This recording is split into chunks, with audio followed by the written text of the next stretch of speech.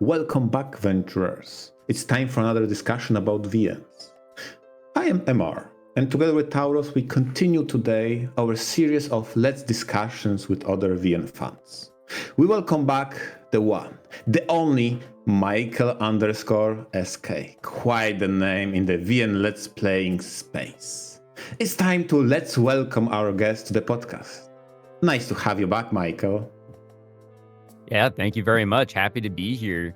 It's been almost 2 years since I was last on here, and man, I've been wanting to come back and chat it up with you guys about Let's Plays or whatever's been going on in the visual novel sphere, but just haven't had the opportunity. But glad to be back. I think also when we recorded that last episode, that was around my 10-year anniversary of my channel even existing on YouTube back in November of 2023. So it's been a while, but yeah, thank you guys for having me back on.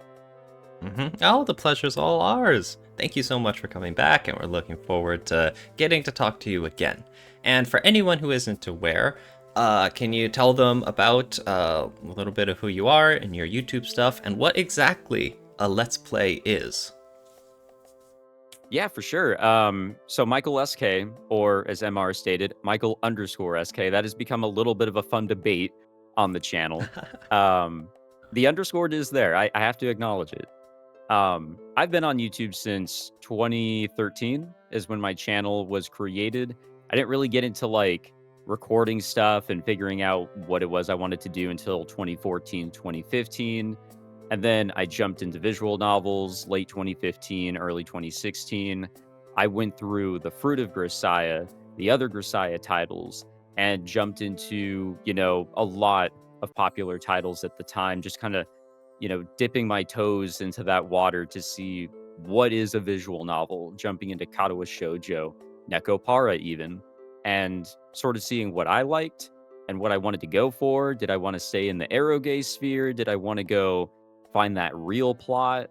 And, years and years later of playing a bunch of games and a bunch of visual novels, I still, do a mix of both.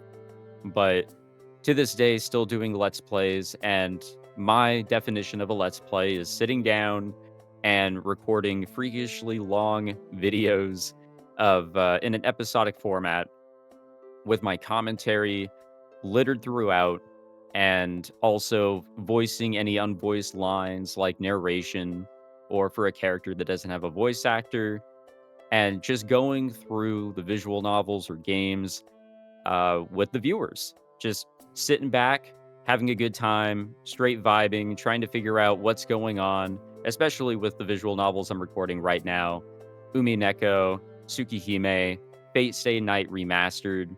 There's a lot of story to behold. I've never gone through these in their entirety, so it's a fresh new adventure for me, and allowing people to kind of see what I think and to see how far off and dumb I am Oh at no. times.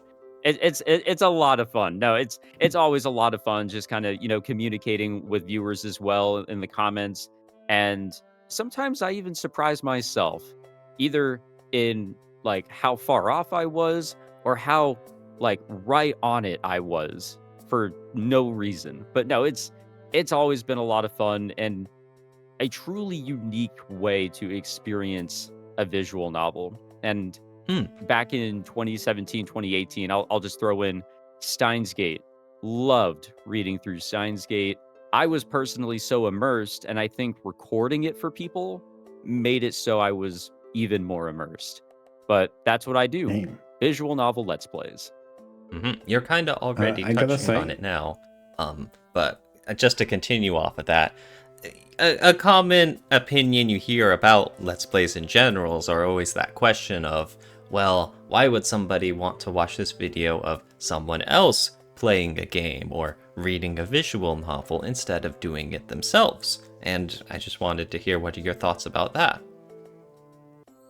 I want to say that we talked about this like 2 years ago, but as I explained to you guys before we started recording, I don't remember anything from 2 years ago. But if you guys do, wow, you guys have amazing memory. But um, No, I think that there's a lot to get out of a Let's Play in general, whether it be like of a video game or even a visual novel. I think there's a lot that you can really gain from it.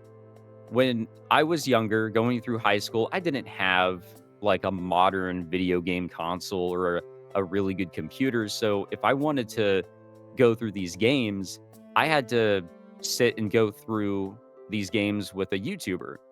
And even now, with all the all the game consoles and my computer that I now have, there might be a game that I'm not really interested in right off the bat. So I would prefer to maybe watch somebody else go through it instead a little bit, and maybe that'll change my mind. And that could be a good advertising method. Or maybe I just really enjoy that person's experience, or the experience of joining a person go through a game. Like they're just really fun to follow. So it might be a game I'm never going to ever jump into, but I just want to sit down and enjoy their commentary and their opinions on what they're going through. So there's a lot of reasons to really uh enjoy or even give Let's Plays a try, from both perspectives, really. There's a lot that you can add as the one recording, and there's a lot that you can receive as the viewer. So going through Hmm. visual novels, I recommend to everybody, please go out and play visual novels on your own. But it's the same thing for a lot of people. They have heard of these titles that they're just not interested in. So they will probably never have the anticipation or expectation of picking these titles up, but they want to check it out with a Let's Player. And they won't get the same experience, I would argue, but at least they got to check it out and they got to do it with somebody that they enjoyed watching with. So I think there's quite a bit that you can get out of Let's Plays. Then you open two interesting topics, because one topic is how Let's Plays could encourage someone to try who just wouldn't, maybe, and through someone else's Let's Play may change their mind about that title. Maybe they will jump or finish that playthrough with that person to its completion. But honestly, I wanted to go back. I wanted to go back to what you started with, because you said people want to see you being dumb.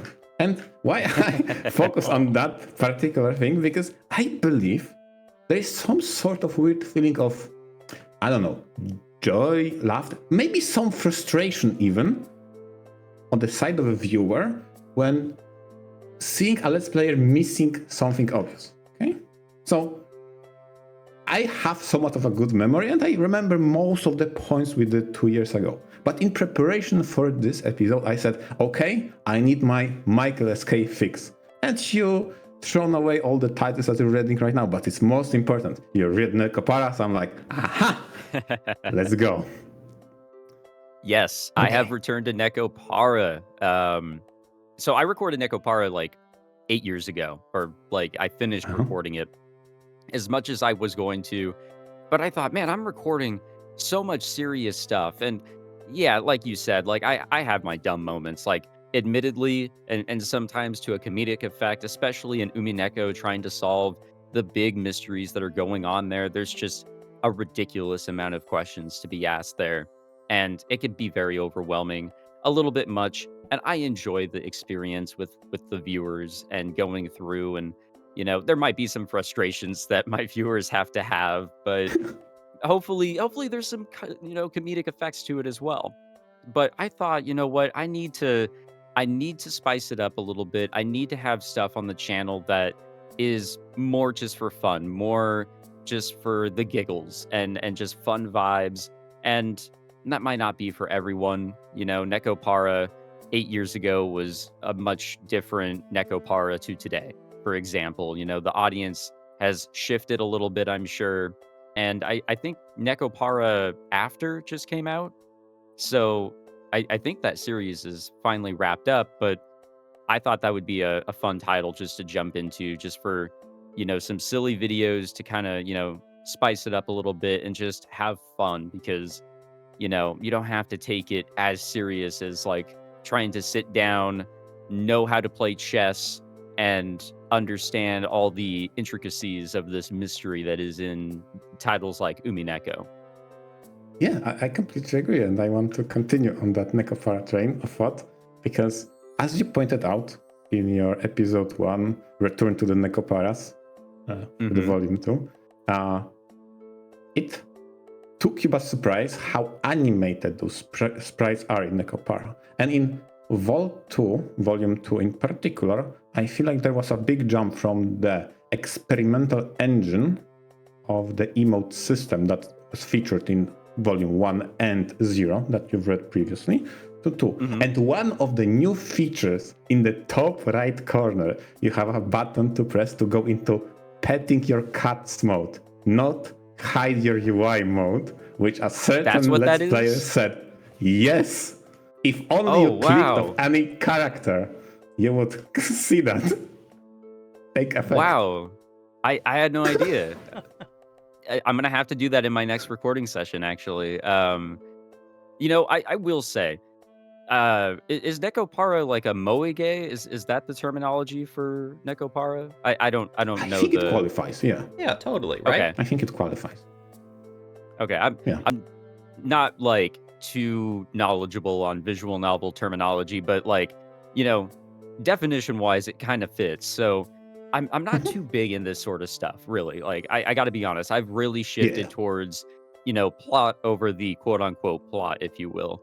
I've kind of stepped away from eroge as a whole, but I got to say, Nekopara has a lot of quality to it, and I'm sure there's a lot of other similar titles that, you know, may not be taking things as serious as the titles I had listed before, like Tsukihime, Fate, Umineko, Higurashi, and all that. But the quality is really there with Nekopara, and it did catch me by surprise, MR. You're totally right.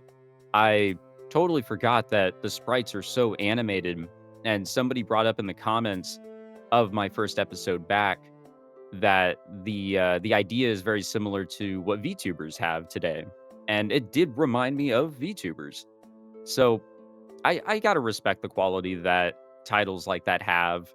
And it might not really be my thing, but I think it really adds to the experience. It didn't need to be there. It didn't have to be like that, but it created its identity through that, which I thought was really cool. Ooh.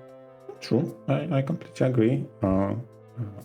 However reasonable and logical this explanation is, I cannot hide the fact how long I laughed at you stumbling away through the UI and just dismissing one of the newly added feature to that engine by, it hides UI. No, I always cut some slack to Let's Players or streamers for missing stuff in a game because, well, number one, they've got a huge crowd of people watching them, and that adds pressure. And number two, we can't all be as smart as MR when it comes to his video game. Oh my, stop saying True. That's true. It is interesting, though, that you brought up the whole idea of VTubers, because in a sense, they do also count as, I guess you could say, Let's Players whenever they cover something like a video game or a visual novel. And I think that raises some interesting comparisons about a Let's Play. Namely, I think there's a pretty big distinction of whether people, whether viewers are checking out these streams, these videos, whether it's for the visual novel or whether it's for the person behind it.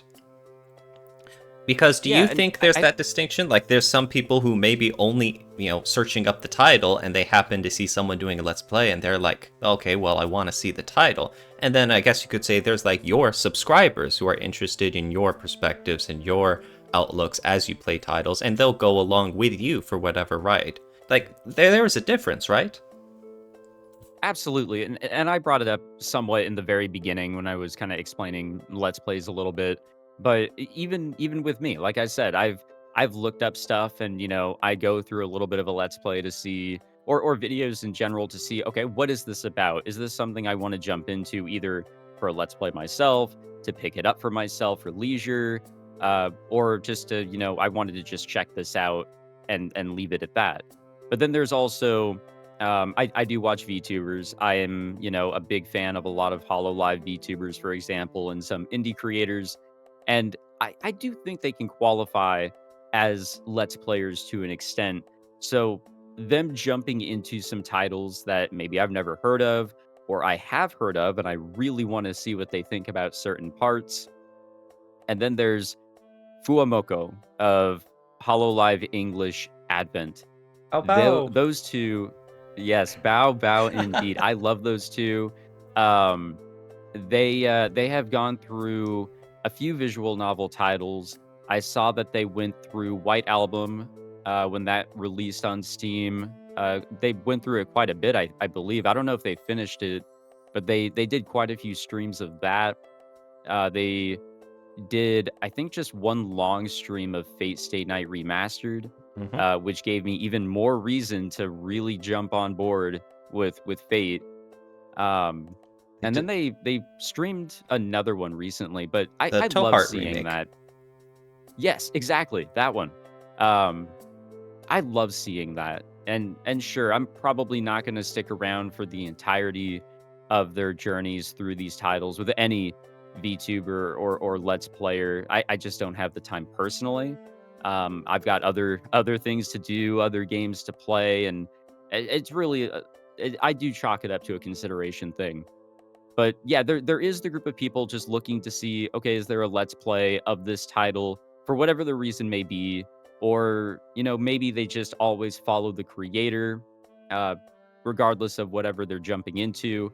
But when there's that blend where it's either a title or a title you're interested in, and it's a creator that you love following, that is the best feeling, and I think the true success out of a let's play, in my opinion. That true success is some finding a viewer who enjoys your content and enjoys the title you're reading specifically. Yes, like, it just comes together perfectly, and it's not gonna hit everybody, so perfect like that. Everybody has different interests and all that. You Hmm. can't make everybody happy, but when that all does come together, when I see somebody beginning to stream a game I really like and I enjoy watching them, like, I'm so excited. I love that.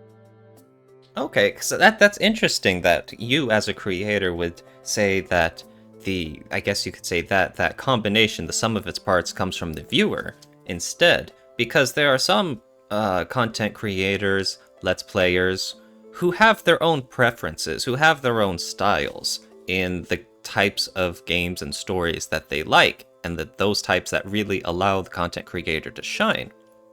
So the way you're describing, there's the synergy with the viewer is watching, but there's also that synergy of the content creator and what they do best and how they, I guess, put out their best content, right?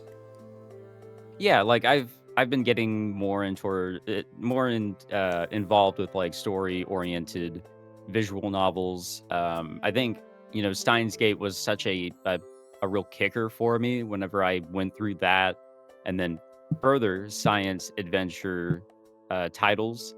Chaos Head, Chaos Child, Robotics Notes, Anonymous Code. And then Higurashi was also pretty big as well, and that brought in an audience that began to expect me to go through these types of games that have, that story. And I began to shift away from more of the more fun-like titles like, Neko Para right now. It's not gonna be a hugely popular one for me to return to, sure, but I just wanted to kind of, spice it up. And now I've got people here that were super excited to see me jump into Fate, super excited to see me jump into Umineko, and also Tsukihime recently, which is why I wanted to surprise them so much. My first episode of Tsukihime was like 3 hours long, and I kept it a huge secret while I was putting that one together because I wanted to, in a way, kind of thank the viewers, sort of give back to them, and for them to really have something enjoyable to watch in return. Mm. Yes, I mean, definitely there's a big appreciation for the viewers because without them, you wouldn't have a channel. You wouldn't have an audience, duh. It would be pretty lonely, yes. Yeah. And it's really, I guess you could say commercial when you step back and you think of all the ways that the various parties interact. Because there's the viewers who are looking for entertainment, in the bottom line, and they're excited to see your stuff. There's you who want to get that views. In some cases, they want to even get that advertising revenue so that you could even make this a source of income. And to a certain degree, there's also the developers of whatever visual novel you're doing a Let's Play of, who want to get that advertisement of you saying good things about it and showcasing this to a wide audience. And so, Yeah. the whole, I guess you could say the whole aspect of you being a Let's Player, of having a channel where you get to provide more joy into the world and also help out a lot of people in terms of viewers and in terms of developers for making more sales or having more enjoyable experiences for the viewers and stuff. So the goal is that ideally a lot of people benefit from your channel, right? I would hope that that's the case. And, I see that with, going back to Fuamoko. I thought it was great what they were doing because, in a way, yes, it's for entertainment, them streaming uh, any of the titles that they've streamed, game or visual novel. Um, but it's also going to benefit, if it's a new title or something like that, it's definitely going to benefit the developers and producers that are putting the title out. And I've gotten some indie groups that have reached out to me before via email, which I like to see. I like to see, what smaller groups are creating, whether they be uh, visual novels made in the West, so English visual novels, or, something like Chinese visual novels as well. Mm-hmm. I like to see the different ideas out there. But when it does come to indie visual novels, I'm very picky. But if something looks cool, if something seems interesting, I'm more than happy to sit down and, check it out, either record like a little let's play of it, or I don't think I've had an opportunity to, discuss an indie title or review one yet. But I do like to, throw out to the world like, hey, here is this title. I think it looks pretty cool. Let's go through it a little bit, state some very early opinions, and you go from there. You do what you want to do. If you want to see the rest of this, if it's piqued your interest, go pick it up. And at the same time, I'm continuing to give my same form of entertainment to anybody who's interested. So I think it does, like you said, it benefit a whole lot of groups here. Mm-hmm. And to follow up with what you said, historically, how have you actually picked certain visual novels to play next? Has it always just been of whatever your personal preferences are, whatever those may be?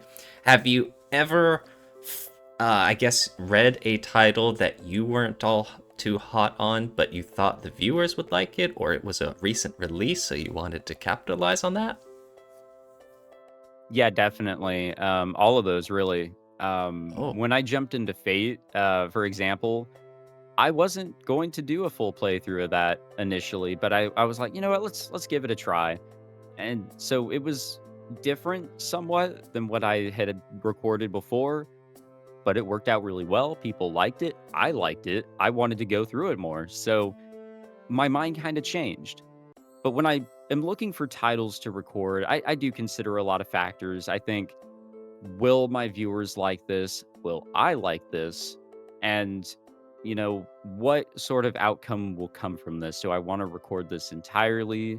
And how is that going to affect the other things I'm recording? And therefore, how's that going to affect me and the viewers of those playthroughs? And is this a new title? Is it a title that's been around but has like a cult following? There's a lot of things to consider, and I've recorded like one-offs or just like a few episodes of something just to dip my toes in the water with it, but also again provide that opportunity for people to check it out through me to see if it's worth it to them. Mm-hmm. I gotta say, I have a question regarding your 3-hour recording of Tsukihime, because that got me wondering. Do you sit down on a single recording session and let it rip, so to say? Or do you take breaks, break it to chunks? And honestly, whenever you read, do you ever stop to think and consider and or research? So why I ask that? Because I think I often, whenever this happens, when I have, I wouldn't call it a tangent, but when I spot something in a VN, I often stop for a moment, research on a Wikipedia or something, and then come back. Do you do something like that, or you just go with the flow? I should really probably start doing that. That would probably help me in a lot of cases. It'd probably make me seem a little less silly. Um, no, but I do take breaks. I sometimes will sit down for like a good couple hours and record like just a lot, record in advance. I don't do it as often as I used to, but back whenever I was recording more of like a mix of games and visual novels, and my videos were a lot shorter as well, I used to take breaks, but I really enjoyed doing that. It did help, clear the mind because if you're just sitting and doing the same thing for, even more than an hour, it can really be daunting and can kind of, close up the brain a little bit too much. But there was one time, it was the end of my wonderful everyday playthrough, and I had absolutely no idea what just happened. To those who have read through it, I don't know if you guys have. You I didn't. understand. I have It not, it but was I empathize with you. it was just so confusing. It really threw a curveball at me at the very end that I did not anticipate, and I wanted to know what the hell happened. So I went and I stopped what I was doing. I ended the last video of that playthrough the way that, I was going to, but then after I was like, hold on, maybe I should add like a little epilogue of, my findings afterwards. So I did like half an hour to an hour of research because my brain was stuck on that title for a while. It had me messed up. And I was looking at theories, but that's all they were. There were some fan-made theories of what the ending was supposed to symbolize, and I think the creator left it open-ended for a reason. He wants those theories. That or he's just, an insane man who thrives off of the chaos of those who pick up his visual novels. Probably a mix of both. But I decided no, I'm not going to do that. I'm not going to relay others' theories in my videos. I shouldn't do that. I do like to consider, what people comment, but I shouldn't just go online and research other people's theories. But if I am ever confused on something, I do like your idea, MR. I should probably go and take a break, put the car in park for a second and, you know, before returning, at least know what the hell it is I'm going through and talking about. And honestly, when I made that point, I look at it from my perspective, how I engage VNs, and I wanted to less stress about a convoluted plot points or, I don't know, some aspools the scenario writer wrote. I'm more referencing something like uh, VNs tend to take inspiration from concepts that exist and take an animization beam to it. For example, raise a hand if you've ever seen Seven Deadly Sins depicted in a VN or an anime, right? Hmm. And some of them we know or are more common, so we get used to the exposure. And some of them, for example, in Evenical 2, they had Han and Po from the Chinese philosophy about spirituality. I'm like, what the fuck is that? I have no idea. It's not really necessary because by plot convenience they will explain necessary parts of it all. We hope they do. But the fundamental question, I just don't know what the reference is. So I had my study session at that moment. I paused, okay, this is half an hour. Wiki, help me, because I am lost. What is that? Okay. I see what you mean. And there are cases where I could benefit from that. Like, especially in Umineko, they've brought up Mhm. different theories, different argumentative theories. The Devil's Proof is the popular one that got brought up pretty early on in Umineko. And I think there's also like a rebuttal to that. I can't remember the name of it. But there's also always other references and other things being brought up. I think in the last video I just recorded for Umineko, a couple of uh, crime mystery type novels were referenced, and maybe it could do me some good to quickly go check those out and see, okay, what's the tie-in here past what the characters said, and would it benefit me? Probably not too much, but it would be pretty cool. And, the last bit I can say on this is I do rely on my viewers a lot, because I do have my moments of Oh, where I just say like, what the hell is that? And then I just move on, and not really giving myself the time to go and do what you suggested. So I rely on my viewers to help me out, because well, I don't go take the time to go find out myself. So at least I get their help. I mean, hey, what I suggest may actually be the approach that is very let's playable.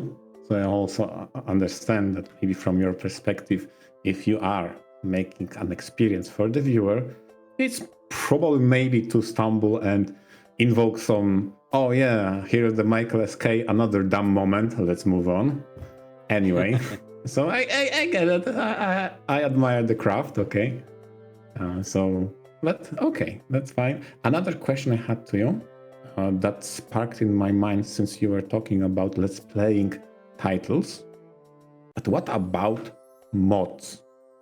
What do you think about let's playing mods? And just to clarify, mods have a variety of, how can I say, quantities and range of what it affects the original title, from a simple UI overhauls to maybe some more complicated changes, to maybe engaging in some sort of story modularity when story is malleable enough that you can do something with that. What's your opinion on that? Yeah, I remember we were kind of talking about that a little bit before we started recording, and there is like a blend. We're kind of like stepping a bit into games as a wider scope, because mods have existed with games overall for a long time, but they can affect a really wide range of genres and mediums within the gaming sphere. Um, I think it does really depend, some UI element changes and all that, some quality of life adjustments. I don't know if you could argue they really would justify like a completely new and separate playthrough, whether to record or just play by yourself or whatever. Maybe it just enhances some, adventure you're already on. Um, but you take Umineko, the Umineko project. In case you guys don't know what that is utilizing the PS3, the Japanese PS3 game, its engine and assets, I believe, and then it's utilizing the script out of the Steam version, I'm pretty sure. And I think it also includes like a fan translation, which I am reading. And yeah, it's basically this whole brand new, Frankenstein of a game, if you will, that is supposed to be the way that you should probably go through and experience Umineko for the first time, since the Steam version is kind of broken, and I don't know Japanese, so therefore I can't play the PlayStation 3 version.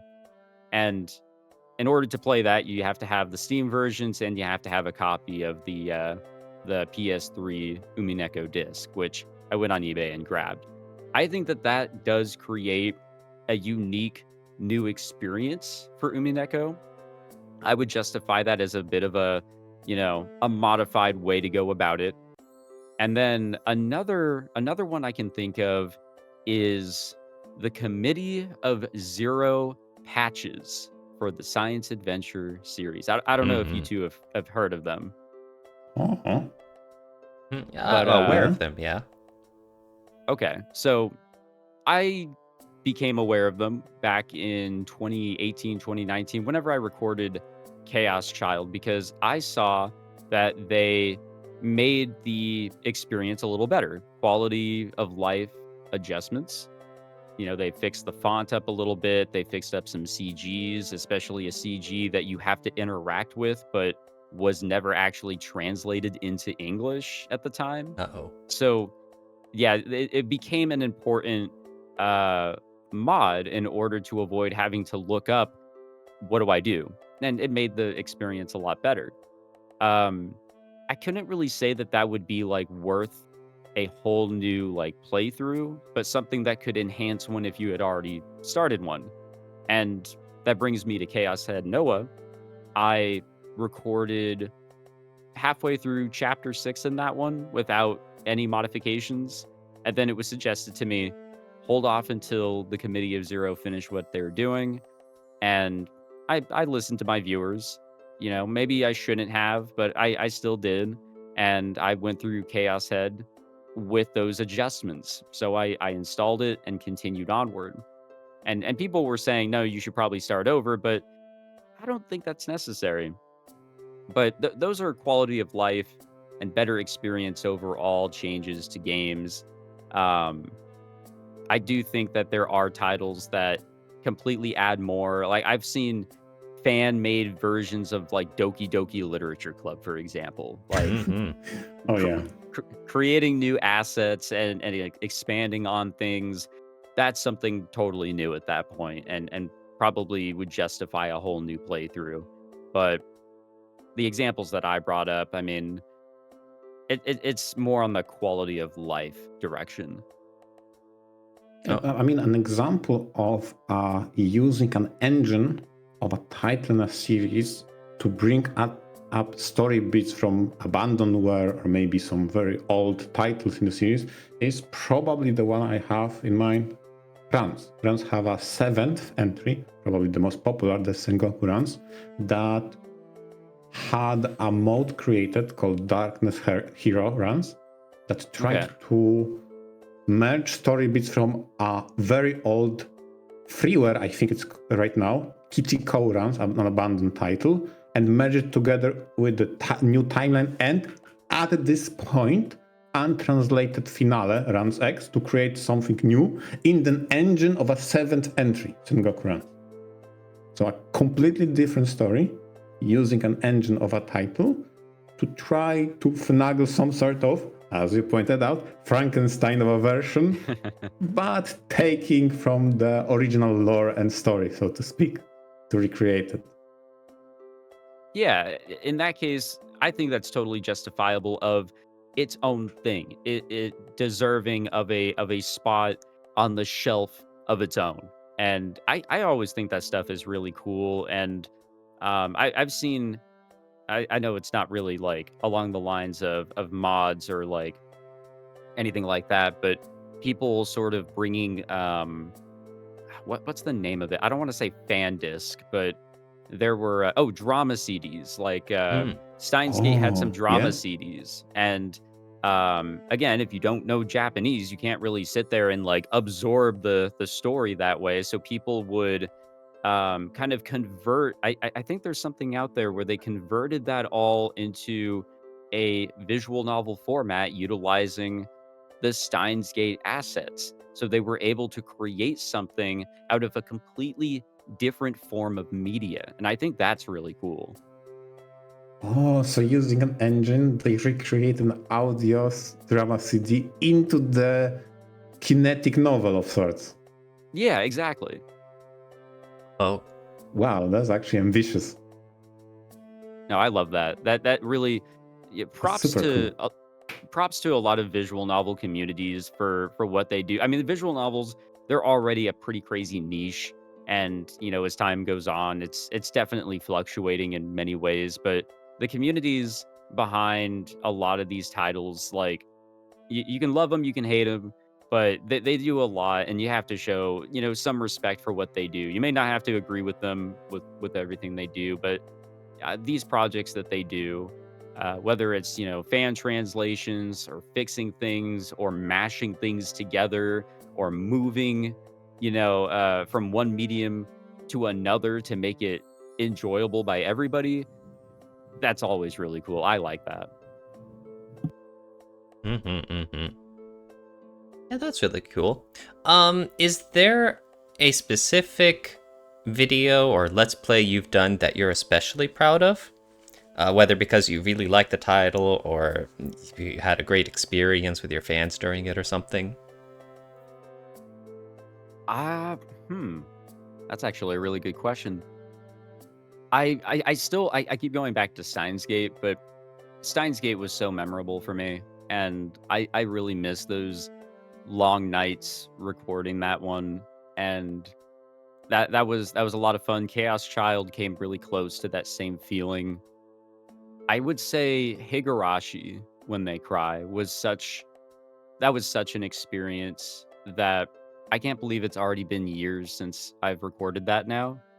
But that was absolutely so much fun with the viewers especially. I never got spoiled too. That's the really fun part. Oh, I've never nice. gotten spoiled, and, it was so much fun working with those in the comments. I'm sure if I went back and saw what people were saying, I'd be able to say, "Haha, you were clever. You really pulled one over me. I didn't Oh, notice man. what you were saying there." But, um, no, like, I really appreciate what my viewers have done for me in playthroughs like that because it adds to the experience for me. It creates a sense of community as well. Mm-hmm. And, sure, not everybody will follow me to everything I record, but to have people on board for anything, I love that sort of stuff. And it really heightens the experience doing these Let's Plays.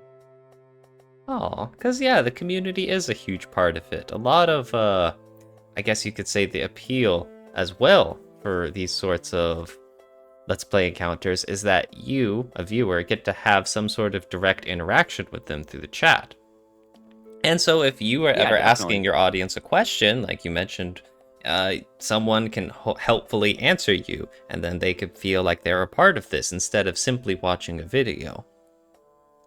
Yes, 100%. And one of these days, I'll probably try to do a a streamed playthrough, like that, which has become more of a norm in Let's Plays. You don't really see the episodic format. VTubers and many other creators, they'll go through a game in stream format.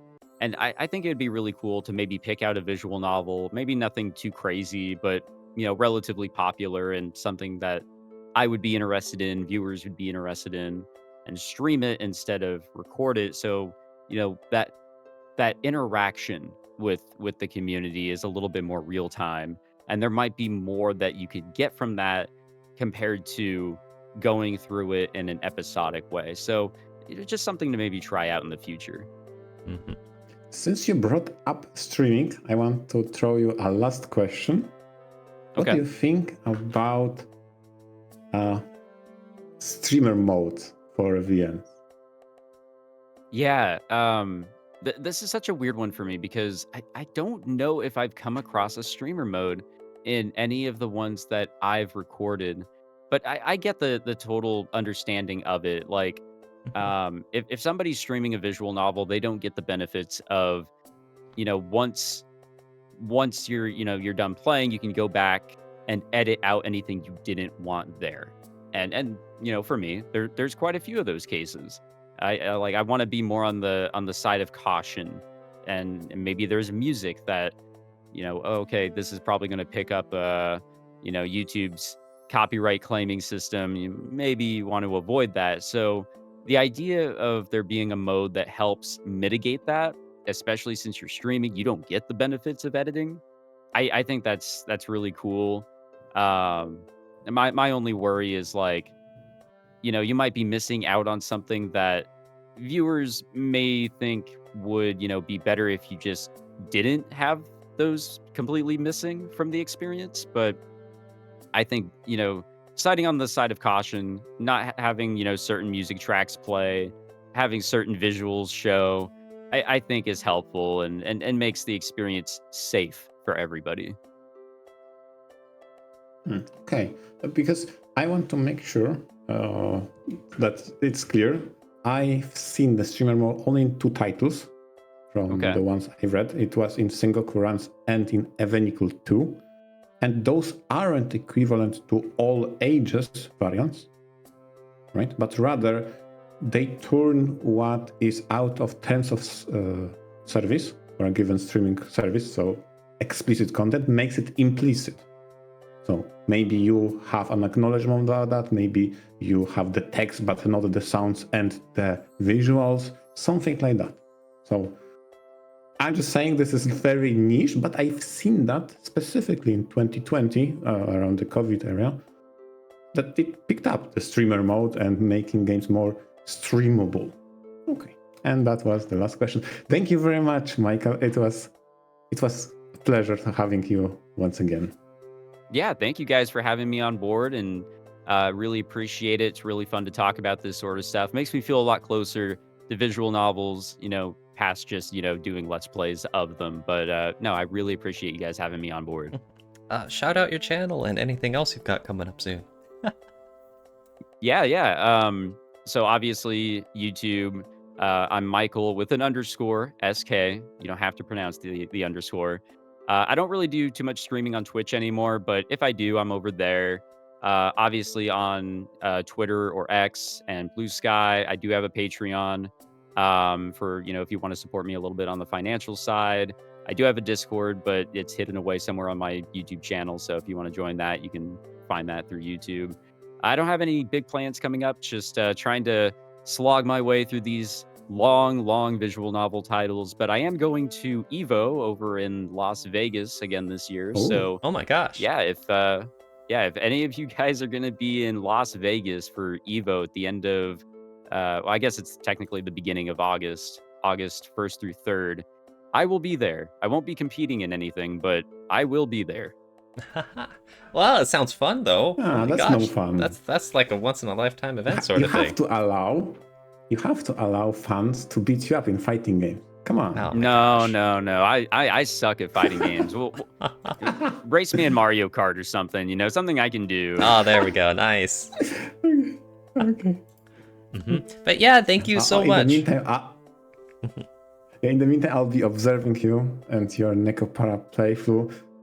If you use the pet system and if you'll be petting all of the Necos equally. I will definitely do that. Thank you. Okay. Thank you very much. VNture out. VNture out.